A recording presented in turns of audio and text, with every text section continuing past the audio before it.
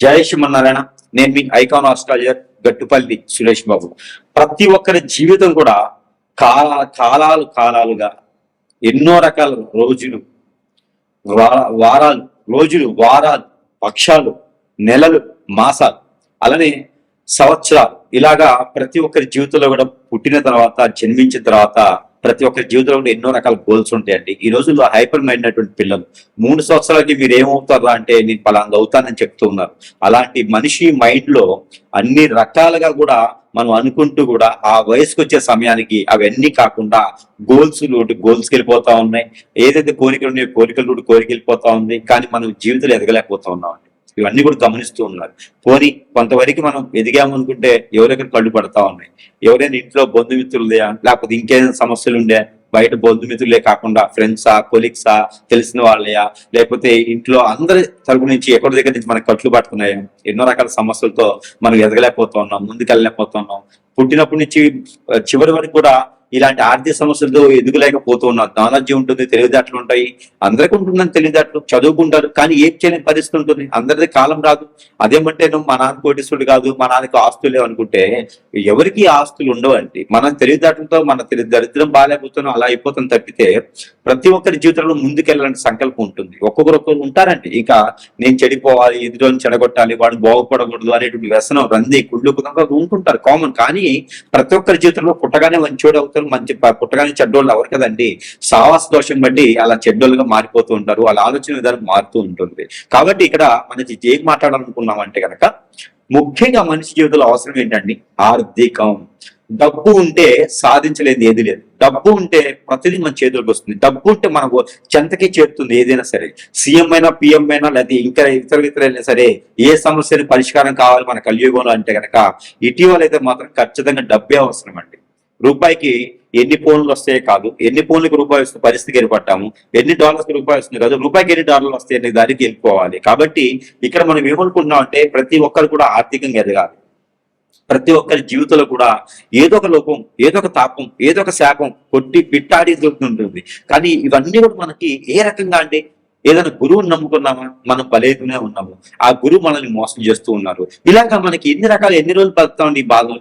భార్యను చేసుకున్నామా, ఏదో ఒక రకంగా వెళ్ళిపోతా ఉంది. భర్తను చేసుకున్నారా, మాట వినట్లేదు. కొడుకులు, బిడ్డలు అన్ని ఎవరు కూడా మాట వినే పరిస్థితి లేదు. అదే పిల్లలు పుడితే వాళ్ళ వల్ల ఎదుగుతారేమో అనుకుంటాము. కానీ పరిస్థితులు ఎలా మారిపోయినంటే ఈ రోజున వ్యవస్థ బాగలేదు. కానీ మనం అందులో బాగుండాలి కదా. మనం ఉన్నటువంటి పరిస్థితుల్లో ఆరోగ్య సమస్య కానీ మరి ఇతర సమస్యలు వస్తే ఏంటి సమస్య, దానికి పరిష్కార మార్గం ఏంటి, ఎవరిదైనా మాట్లాడితే దూరం అవుతా ఉన్నారు. అసలు ఇవన్నీ కారణాలు ఏంటి, ఎక్కడ జరుగుతుంది మనకి అనుమానం ఎక్కడ? ఇది మనం ఒకసారి గమనించుకున్నామా? మన పూర్వకాలంలో ఏమేదంటే ఒక చిన్నపాటి ఎదురురాయి తగిలితే మన పెద్దవాడి ఇంట్లో కూర్చొని ఆ ఎదురురాయికి మందు వేస్తూనే అసలు ఎదురురాయి ఎందుకు తగిలింది, అసలు ఎదురురాయి అక్కడ ఎందుకు ఉంది, అసలు ఎదురురాయి మనకు తగిలే అవసరం ఏంటి ఆ సమయంలో, అసలు ఎదురురాయి ఇలా తగిలింది అంటే దీనికి కారణాలు ఏంటి అని వెతికి ఒక బుక్ను తయారు చేసేవారు. బాగా గమనించుకోండి. మన పెద్దవారి ఇంట్లో ఉంటే ఇలా జరుగుతుందని వాళ్ళు చెబితే ఎదురురాయి అది. కానీ కంట్లో నలసపడ్డా కూడా దానికి ఒక చరిత్ర ఉంటుంది, దానికి ఒక నియమం ఉంటుంది, దానికి ఒక కథ ఉంటుంది, దానికి ఒక సిస్టమ్ ఉంటుంది, దానికి ఒక రెమెడీ ఉంటుంది. మనం కొట్టి పడేయడానికి లేదు. మనం ఈ రోజు కంట్లో నలసపడింది అంటే గనక ఆ దానికి కారణం మనం వెతకగలిగితే మరొక మన తరాలకి, కింద తరాల వాళ్ళకి కంట్లో నలుసు పడకుండా చేయొచ్చు. అది మన పెద్దవాళ్ళు మనకు చెప్పినటువంటి విద్యా ధ్యానం. అలాంటి విద్యా ధ్యానంలో మనం ఈరోజు కంట్లో నలిచిపడ్డా కాదు, పెద్ద గుండ్రాయి వచ్చి ఎదురుకు పడ్డా కూడా మనం ఆయన చెప్పి వదిలేసి వెళ్ళిపోతా ఉన్నాం, లేకపోతే ఆ కాసేపు ట్రీట్మెంట్ చేయించుకుని అవన్నీ మూఢనమ్మకాలండి కొట్టిపడేస్తూ ఉన్నాం. కాదండి, ప్రతి ఒక్కటి కథ ఉంది, ప్రతి ఒక్కటి చరిత్ర ఉంది, ప్రతి ఒక్కటి దీమం ఉంది, ప్రతి ఒక్కటి సనాతన ధర్మంలో ఎన్నో విలువలు ఉన్నాయి.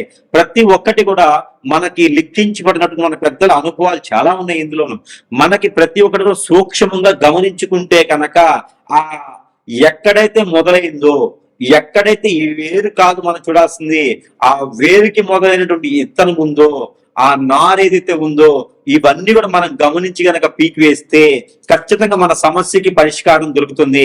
ఇది కూడా గమనించుకోవాలి. మనం మోసపోతున్నామంటే నేను మోసపోవడానికి కారణం నేనే, ఎదుటివాడు కాదు.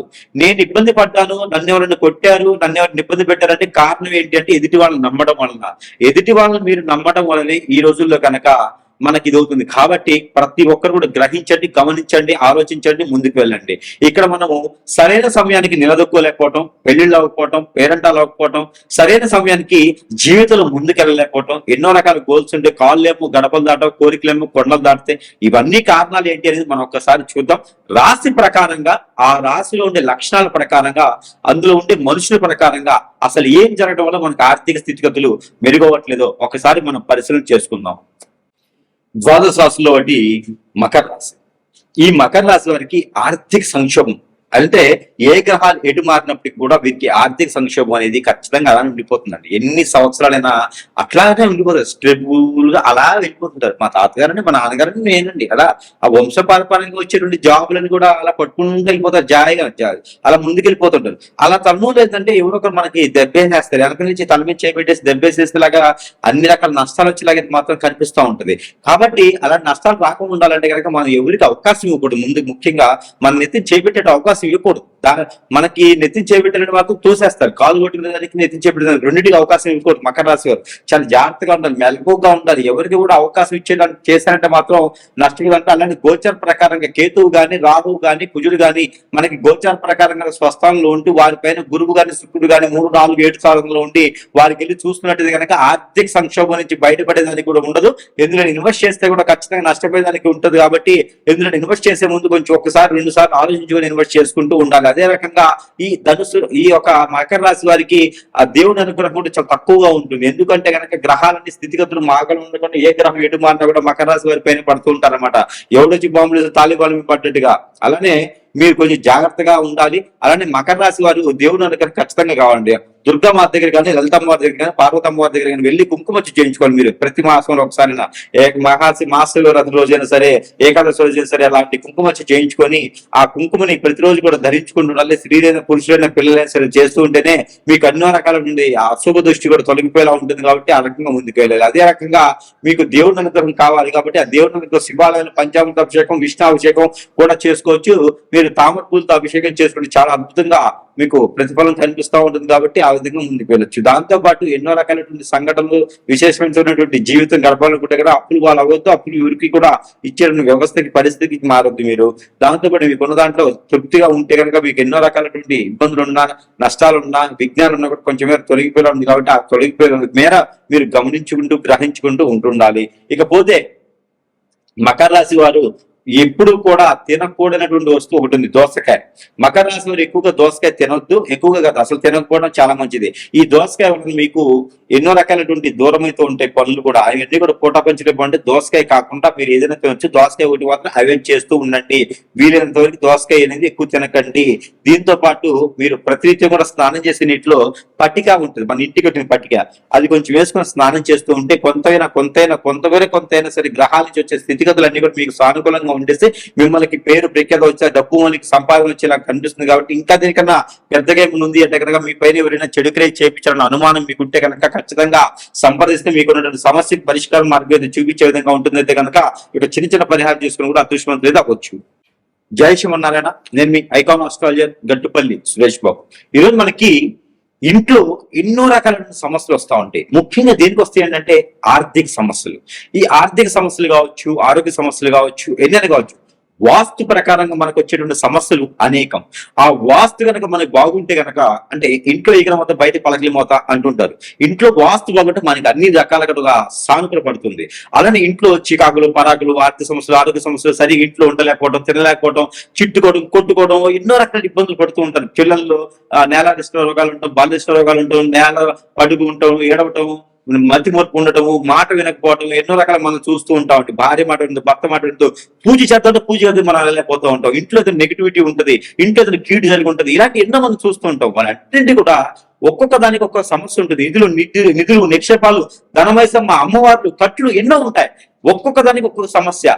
చిన్నపాటి సమస్యలకి, ఆర్థిక సమస్యలకి ఇంట్లో ఉండలేకపోతున్నాం అని ఏంటో జరుగుతుందన్న వారికి కనుక ఖచ్చితంగా ఒకటి తీసుకొచ్చానండి. ఇది అష్టదిగ్బంధన ముడుపు అంటారు. ఇంటికి హోమ్ పాజిటివ్ ముడుపు, అష్టదిగ్బంధన ముడుపు అంటారు. దీంట్లో చాలా రకాలు ఉంటాయండి. గవ్వలు ఉంటాయి, మనకి కస్తూరికాయ ఉంటుంది, సాలగ్రామములు ఉంటాయి, లక్ష్మీ గవ్వలు ఉంటాయి, ఇంకా దీనిలో గుణపాలు ఉంటాయి, ముడుపులు ఉంటాయి, యంత్రాలు ఉంటాయి, ఎన్నో రకాలుగా ఉంటాయి అనమాట. ముక్కోటి ఉంటాయి అనమాట. భోజపత్రం ఉంటుంది. దీంట్లో పత్రిని అంటారు. ఎన్నో రకాల పువ్వులతో చేసినట్టు పత్రిని ఉంటుంది, ఆకులు ఉంటాయి, కొమ్మలు ఉంటాయి, కోయిలు ఉంటాయి, అన్ని ఉంటాయి. ఇలాంటిది ఎన్నో రకాలుగా చేసినట్టు దీనికి అగ్నిహోత్రంతో మంత్రం చేస్తూ ఉంటాం. ఆ మంత్రం చేసినటువంటి అగ్నిహోత్రం చేసినటువంటి మంత్రం అంటే చాలా పవర్ఫుల్ అండి. అందులో ప్రపంచంలో అగ్నిహోత్రం చేసే మంత్రం చేసేటువంటి ఎవడు లేడు. కాబట్టి మన దగ్గర లభ్యపడుతుందండి. ఇది ప్రతి ఇంట్లో కూడా ఒకటి ముడుపుగా కట్టుకోవాలి. మన సింహద్వారానికి లోపల వైపున బయట వైపున నేను చూసిస్తానది. నేను ఎక్కడ కట్టుకోవాలని చెప్తాను. ఎవరికైనా సరే అన్ని రకాల ఇబ్బందులు పడే వాళ్ళ కింద ఈ ఒక్క ముడుపు కట్టుకుంటే మన సమస్యలన్నీ కూడా ఇలా చిటికలు పటాపించలేకపోతే కావాలనుకున్న వారు స్క్రీన్ మీద కనిపించే నెంబర్ కి సంప్రదించవచ్చు. సురేష్ బాబు గారి దగ్గర ఇలా ఎన్నో రకాల వస్తువులు కూడా మీకు అందరూ తెలిసిన విషయమే. అన్ని కూడా మంత్రోచ్చారణ చేసి అగ్నిహోత్రం చేసి ప్రజలకు అందజేస్తున్నాం. కాబట్టి దాంట్లో భాగంగానే ఈ అష్టదిబ్బంధన ముడుపు. కాబట్టి ఎవరికైనా కావాలంటే సరస్సు ధరలను చెంతకే చేర్చే సదవకాశం కూడా మన దగ్గర లభ్యపడుతుంది. కాబట్టి సంప్రదించవచ్చు.